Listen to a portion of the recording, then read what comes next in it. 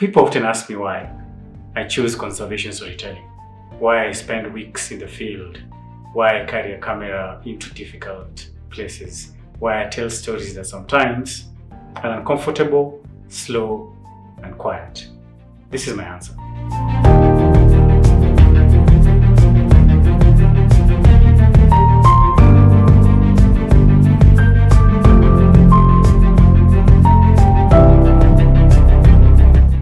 I believe the way we see the world shapes how we treat it. And if we want people to protect nature, we must change how they see it. So how did I begin? So I did not just begin conservation storytelling. At first, it was simply photography that moved me. Wildlife, landscapes, moments, and that felt powerful and alive.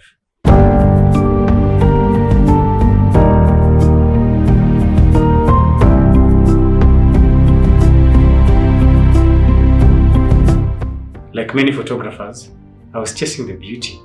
But over time, I began to notice something. People did not respond only to what was beautiful, but they responded to what felt meaningful. An image could make someone care. It could change assumptions. It could change the way a place, an animal, or a community was understood. That was the moment I realized photography was not just about documenting nature. It was about shaping perceptions. So images are very, very important and a key responsibility. With that realization came responsibility, because images are not neutral. A photographer can simplify a complex story. It can erase people from their own landscape. It can turn conservation into something distant, romantic, or even harmful. But I begin asking myself hard questions. Who benefits from these stories? Who is missing from the frame? And what will people believe after they see these images?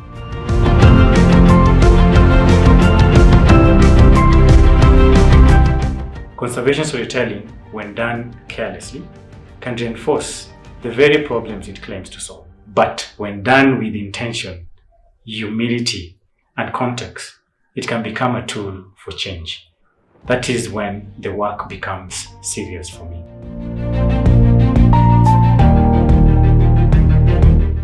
And lately I've been hanging out in the ocean so much. But then why the ocean? The ocean entered my life. And underwater photography, everything slowed down. There was no control, no rushing, no forcing the moment. The ocean demanded patience and respect. It reminded me that humans are not at the center of every story.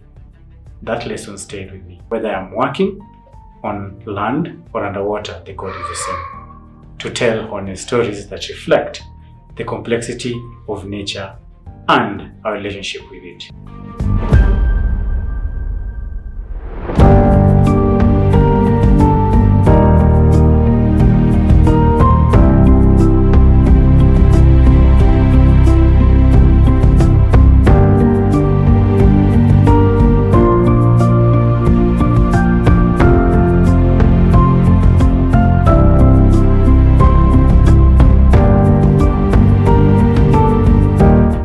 Africa's conservation story is not only savannas and wildlife.